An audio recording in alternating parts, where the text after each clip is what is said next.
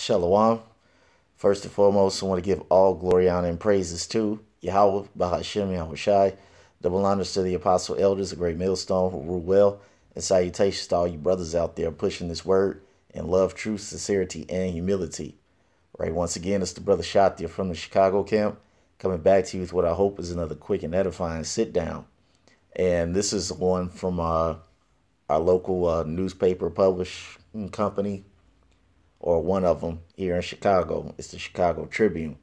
And it says 50,000 food stamp recipients in Cook County may have to find jobs starting January 1st or risk losing their benefits.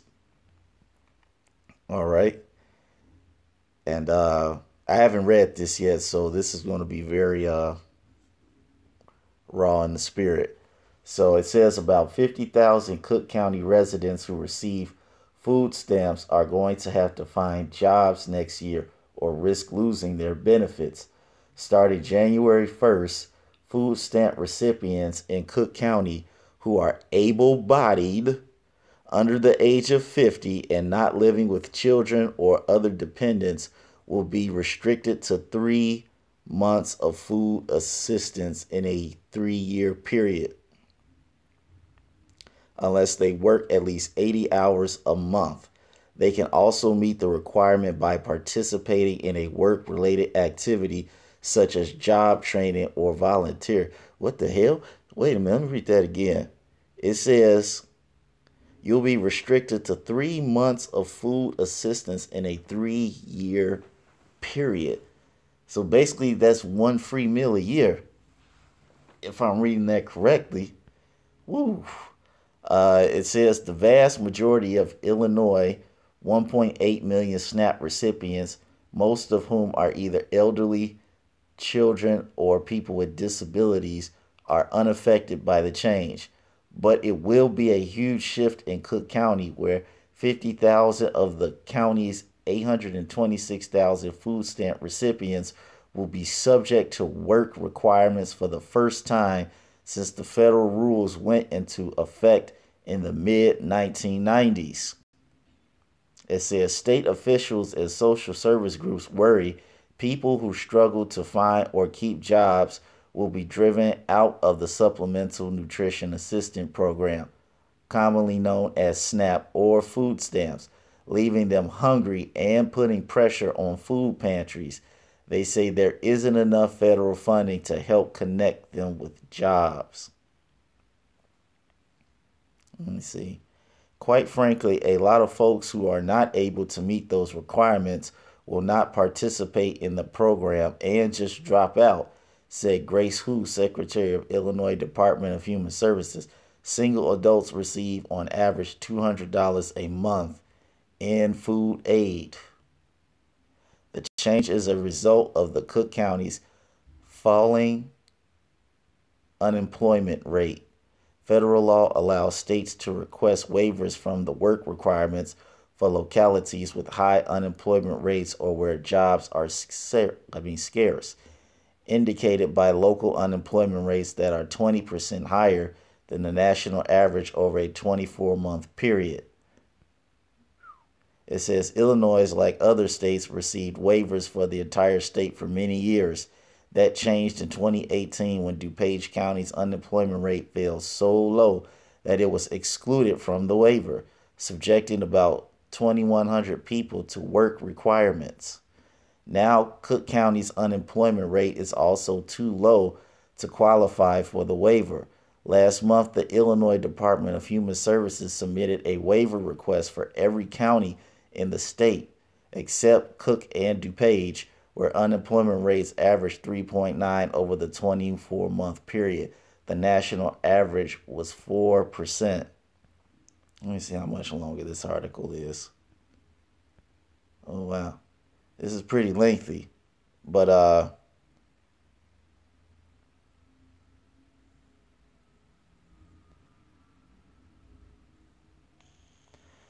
yeah.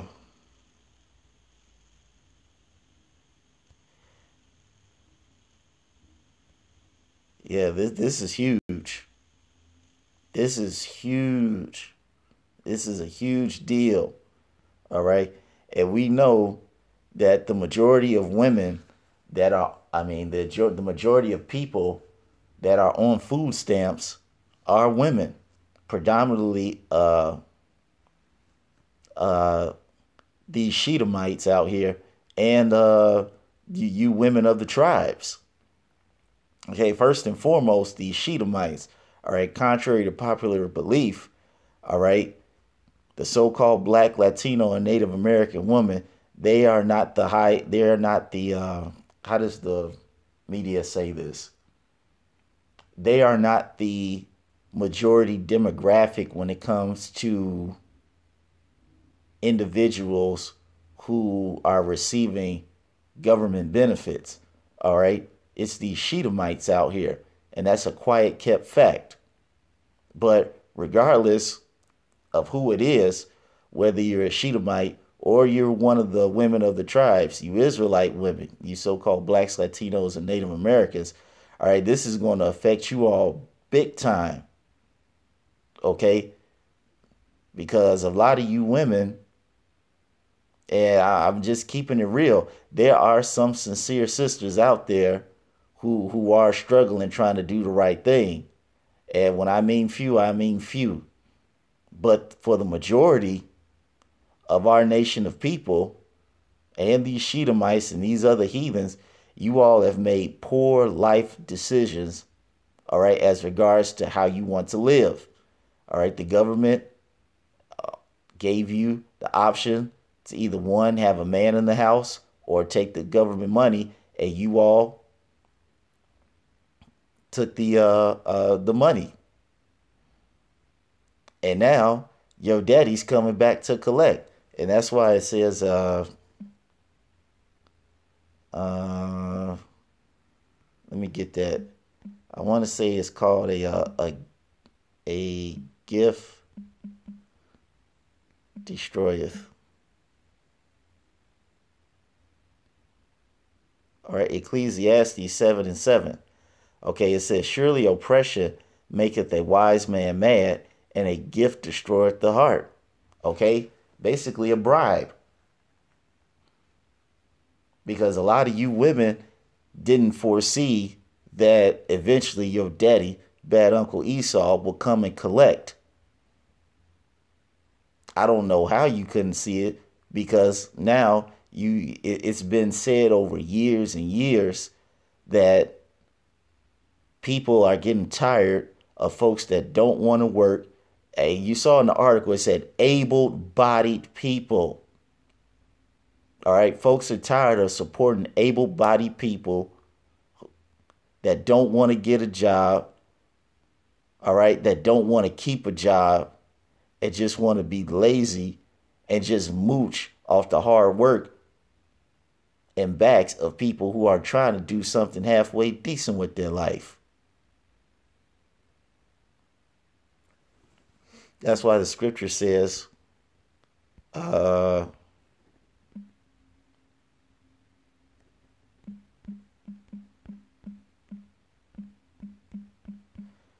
why the scripture says this. I think this is in Isaiah.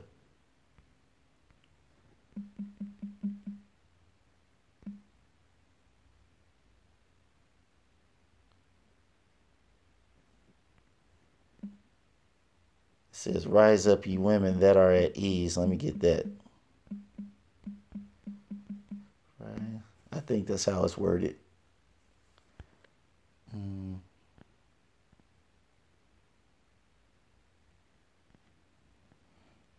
Yep, Isaiah 32:9.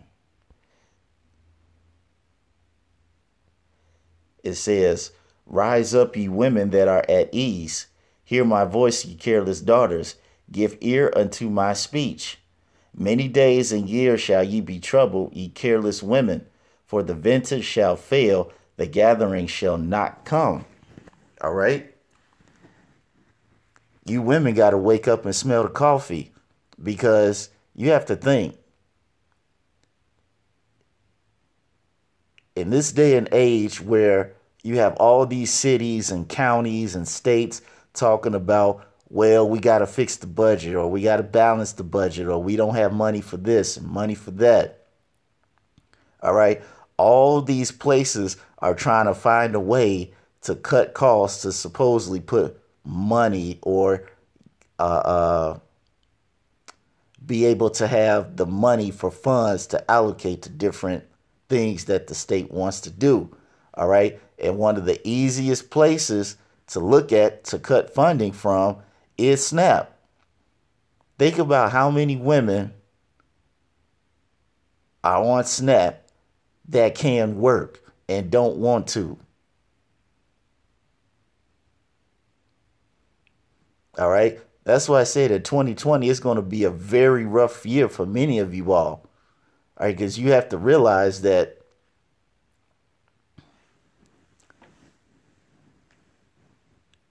this, along with the fact that farmers were only able to gather 30% of their harvest. Hey, that's going to make food extremely scarce. That's going to put a lot of pressure on these pantries, and it's eventually going to get to the point where it's going to create a situation where folks are going to get very desperate, you women, all right, and eventually you're going to have to start prostituting, all right, or you're going to have to find a way to rob somebody, and that's just being real. That's just being real. And see, that's why it's going to create the situation where it says in the Bible where, all right, a man will be more precious than fine gold.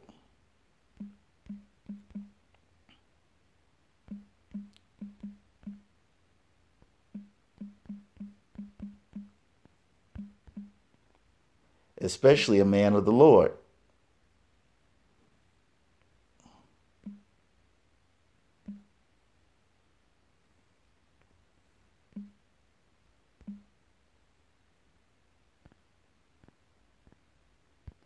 I believe that's in Isaiah 2. Okay. Yep, Isaiah 13 and 12. It says, I will make a man more precious than fine gold, even a man than the golden wedge of Ophir. And why? And like I said, especially a man of the Lord. Why? Because the scripture says,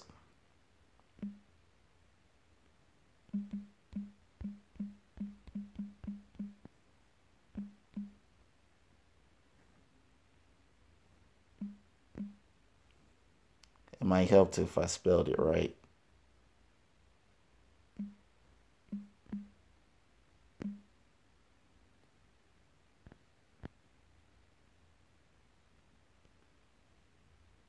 Isaiah 65 and 13. All right. This is why a man of the Lord will be more precious than fine gold. Actually, this is one of the reasons. All right. It says, therefore, thus saith Yahweh by Shem Yahushai, behold, my servants, now who are the Lord's servants? The prophets. Okay, you can read that all throughout the book of Jeremiah, where it said, I sent to you my prophets rising up early. Okay, it says, my servants shall eat, but ye shall be hungry. Behold, my servants shall drink, but ye shall be thirsty. Behold, my servants shall rejoice, but ye shall be ashamed. Behold, my servant shall sing for joy of heart, but ye shall cry for sorrow of heart, and shall howl for vexation of spirit. All right. This is one of the reasons why a man of the Lord will be more precious than fine gold, because in the times that we're coming in, as I said before, where the food is becoming more expensive and it's going to become more scarce, and there's going to be a heavy strain on these food pantries and other places that won't be able to keep up with the demand because the supply is going to be short. Hey, if you ain't with a man of the Lord, if you just not going to make it. And that's why this man is going to be so precious. And for many of you women out there, as much as I hate to say this, well, actually, I don't hate to say this. All right. Many of you have burnt that bridge. You will be on the other side of this equation. Thirsty, hungry, wailing, crying, miserable.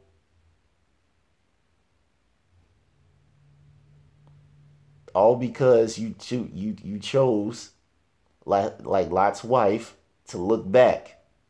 You wanted the things of the world, all right, instead of trying to get right with Yahweh Shem Yahweh Shai. And the Lord is going to leave you to the fate of a woman that didn't want to get right. And you better believe this is just the beginning, all right? Because this is interesting because I'm actually going to go and read the rest of this article after I get through. But yeah, this is going to be very interesting to see what happens in 2020 because my my mother works for a pantry, and even she says that uh, the it's not necessarily guidelines, but the I guess if you want to call them like qualification criteria, there it is. The qualification criteria is becoming more strict, and she was saying that they're not getting the food that they used to get years ago. So you ladies out there, you women of the tribes, you're gonna have a lot of tough decisions to make, come 2020. And like I said, if you choose to get right, more power to you. But if you choose to cling to the cares of the world, then hey, hey, you'll see what happens when you trust in Egypt. But nonetheless, I hope you all were edified. Once again, giving all glory, honor, and praises to Yahweh, Bahashem, Yahweh Shai. Double honors to the apostle elders, the great millstone who rule well. And salutations to all you brothers out there pushing this word in love, truth, sincerity, and humility. With that, we're going to say shalom.